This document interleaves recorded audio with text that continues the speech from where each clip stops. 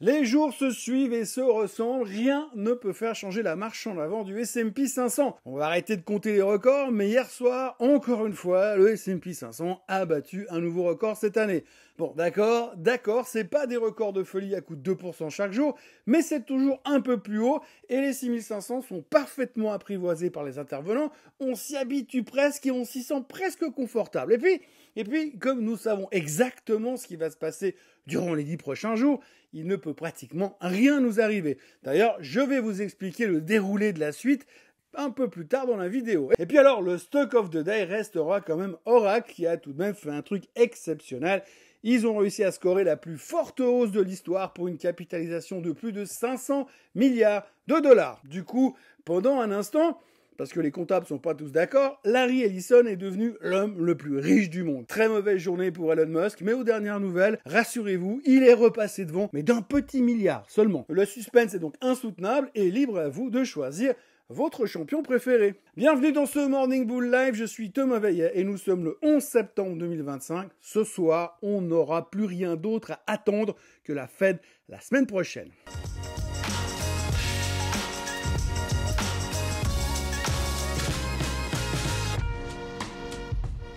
Alors avant toute chose, ce que vous allez entendre et voir dans cette vidéo n'est pas un conseil financier, c'est mon avis, mon analyse et parfois mon humeur du jour. Par contre, si vous voulez comprendre la bourse, là, vous êtes au bon endroit. La star du jour, c'était donc Oracle. Plus de 35% de hausse en une seule séance, soit 275 milliards de capitalisation boursière de plus en quelques heures. Un record historique. Jamais une boîte de plus de 500 milliards n'avait pris plus de 25% en une journée. Eh ben voilà, c'est fait. Il y a un nouveau record à battre. Merci à l'intelligence artificielle, merci aux data centers et merci aux investisseurs qui soudainement découvrent qu'Oracle existe toujours 20 ans après l'avoir classé au rayon logiciel poussiéreux à installer sur CD-ROM et qui se rendent compte soudainement aussi que Larry Ellison est toujours vivant. On en a parlé hier, mais vu que c'est le sujet central du moment, je vous en remets une toute petite couche quand même. La société nous a donc sorti de son chapeau un carnet de commandes en mode stratosphérique. C'est pas des contrats, c'est de la magie noire à ce niveau-là, plus 359% sur les revenus à venir. Les mecs ont annoncé ça et le marché a donc compris que l'IA ne tournerait pas seulement sur les GPU de Nvidia, mais aussi sur les serveurs d'Oracle. En gros, Oracle est passé du statut has-been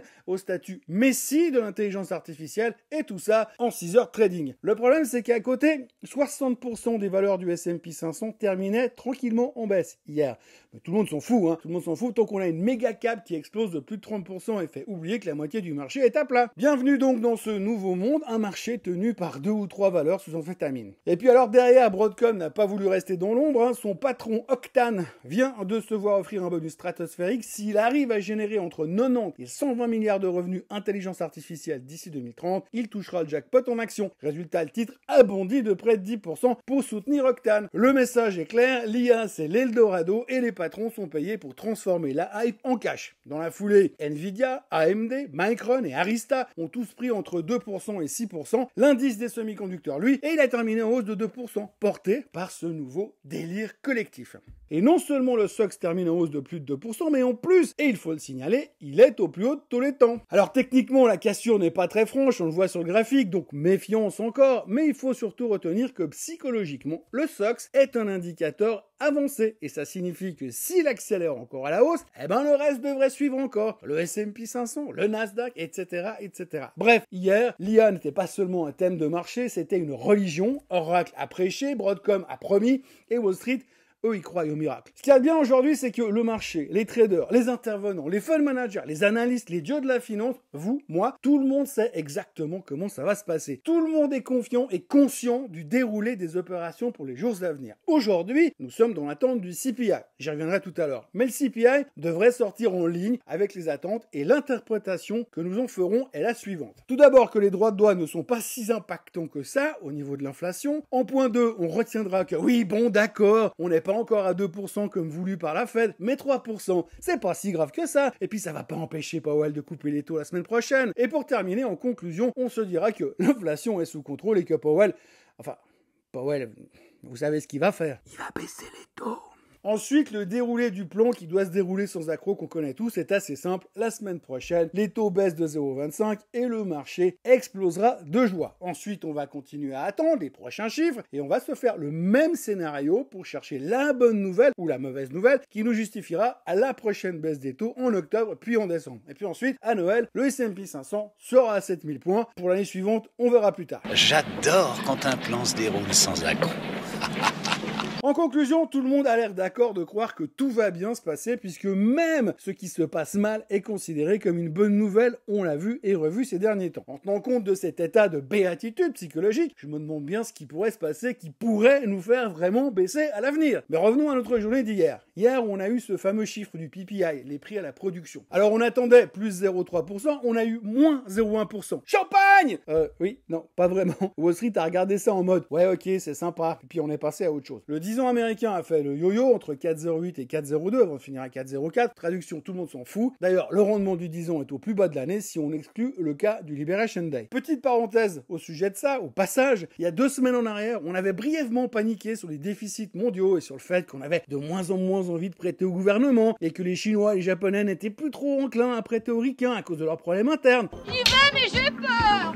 Bon, officiellement, je vous le dis là, ce petit problème totalement oublié, mais on s'en fout à un niveau stratosphérique. Bref, revenons quand même au PPI. Sur le papier, c'est un signal énorme. Inflation en baisse, scénario béton pour que la Fed coupe 3 fois d'ici la fin de l'année. Mais bon, on s'en fout parce que tout ça, c'est déjà acté depuis les NFP dégueulasses de vendredi dernier. Alors, pourquoi s'exciter? Autant laisser Oracle occuper le devant de la scène et faire son show. Aujourd'hui, Christine Lagarde va nous expliquer une fois de plus qu'elle dépend des données, que la situation est fluide et que tout est possible, mais pas trop. La BCE va donc ne rien faire, taux inchangé, main sur le frein à main, et on regarde la route attentivement. Mais attention, elle va quand même laisser la porte entrouverte à une baisse supplémentaire, parce qu'entre Trump le pyromane avec ses tarifs douaniers, l'Allemagne qui ouvre les vannes budgétaires et la France qui change de Premier ministre comme on change de slip, les risques baissiers sur la croissance sont quand même bien présents un peu partout sur le continent européen. Donc Lagarde va faire du Lagarde, prudente, molle, mais surtout ouverte d'esprit. Traduction, si ça part en sucette, on baissera encore les taux. Les marchés, eux, pour l'instant, attendent surtout de savoir si elle met un peu plus de conviction et de dynamisme dans sa voix que d'habitude. Cet après-midi, le juge de paix, c'est donc le CPI. À 14h30, ce sera l'heure de vérité. L'inflation américaine du mois d'août, le consensus est attendu à 2,9% et à 3,1% encore. Dit comme ça paraît bénin, mais attention aux détails qui tuent. La core inflation au niveau des services, c'est elle qui peut foutre le merdier. Si les loyers, les transports et la santé partent en surchauffe, le marché pourrait rapidement paniquer. Même si pour être franc avec vous, j'y crois pas du tout. Pas parce qu'on aura un chiffre énorme et puis que ça pourrait nous perturber, mais parce que ça ruinerait le scénario inflation cool, Fed relax et baisse des taux. En clair, si le CPI sort plus chaud ou trop chaud, ça ne remettra pas en cause la baisse de 25 BP la semaine prochaine. Ça, c'est complètement acté. Mais par contre, ça pourrait tuer dans l'œuf l'idée qu'on aura 2 autres baisses supplémentaires d'ici le mois de décembre. Et ça, Wall Street pourrait, conditionnel toujours, ne pas trop aimer la chose. Donc voici 3 scénarios possibles faciles à garder en tête pour aujourd'hui. Premièrement, le CPI en ligne, ou plus faible que prévu, le marché sort le champagne, les algos achètent tout ce qui bouge, le S&P s'offre un nouveau record. Deuxième hypothèse, le CPI est un peu plus chaud, le marché fait semblant de s'en foutre en espérant que Powell reste une colombe, et on aura peut-être une petite claque intraday, et puis Oracle ou Nvidia trouveront un prétexte pour sauver la séance. Ou alors, dernière possibilité, le CPI franchement au-dessus, là c'est carton rouge, les taux remontent, le dollar reprend des couleurs et les rêves de 3 baisses de taux d'ici la fin de l'année fondent comme neige au soleil. Et comme d'habitude, le narratif s'adaptera parce que si ça baisse, c'est parce que l'économie ralentit, donc la Fed coupera plus, et si ça monte, c'est parce que l'inflation est maîtrisée, donc la Fed coupera plus. Bref, le marché a toujours raison, surtout quand il a tort. Si on résume tout ça, hier Oracle a écrit l'histoire et prouvé que le marché n'a besoin que d'une star pour battre des records. Le PPI nous a montré que l'inflation reflue, mais personne ne s'y intéresse. Aujourd'hui, la BCE va meubler en attendant le vrai plat de résistance, le CPI américain. Et cet après-midi, on saura donc si Powell a encore les coups des franges pour jouer au Père Noël la semaine prochaine et les mois qui suivent. Et puis, ce matin, en Asie, ça rigole un peu partout. Le Japon a claqué un nouveau record historique sur le Nikkei à plus de 44 000 points, malgré le chaos politique à Tokyo. Et puis, SoftBank prend 10% parce qu'on s'est souvenu que Masayoshi Son et Larry Ellison étaient très proches dans le projet Stargate annoncé en début d'année. En Chine, les indices ont suivi la vague américaine. Le CSI 300 a bondi rebondit de près de 2%, porté par la hype IA après le feu d'artifice d'Oracle à Wall Street. Hong Kong a un peu bégayé en début de séance, mais les valeurs techno se sont reprises et laissent l'indice proche de ses plus hauts sur 4 ans. En résumé de tout ça, l'IA fait monter tout ce qui ressemble de près ou de loin à un semi-conducteur lié à l'intelligence artificielle, au cloud ou au data center, et tout le monde attend le vrai juge de paix de la journée, le CPI américain, cet après-midi. Même si on est convaincu que rien ne va se passer, si ce n'est un nouveau record sur le S&P 500. Mis à part ça, c'est congé à Genève, alors je vais m'occuper de la traditionnelle tarte au pruneau. D'ici demain, on se retrouvera pour un nouveau Morning Bull Live. N'oubliez pas de vous abonner à la chaîne Swissquote en français, de liker cette vidéo, de la partager et de la commenter. À demain, très belle journée. Bye bye.